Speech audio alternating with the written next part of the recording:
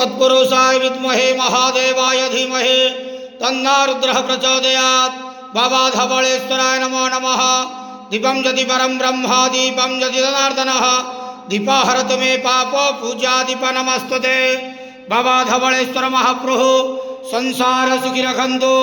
आज शुभ गुरुवार रे समस्त श्रद्धालु भक्त मान को आशीर्वाद करंतु, मनस्कामना पूर्ण करंतु, कर्म क्षेत्र उन्नति करंतु, ग्रहरिष्ट मान खंडन करंतु, जगतर मंगल करंतु, विश्वर कल्याण करंतु, आपण नाम प्रकाश करंतु, सेवकर डाक श्रवण करंतु, समस्त गुआवसा भक्त मानकर मनस्कामना पूर्ण करंतु। बाबा धवळेश्वराय नमो नमः। संसार सुखी रखंतु आनंद केवार। हरि बोलो। आज शुभ गुरुवार रे समस्त श्रद्धालु भक्त मान को आशीर्वाद करंतु आनंद केवार। हरि बोलो। बाबा धवळेश्वराय नमो नमः।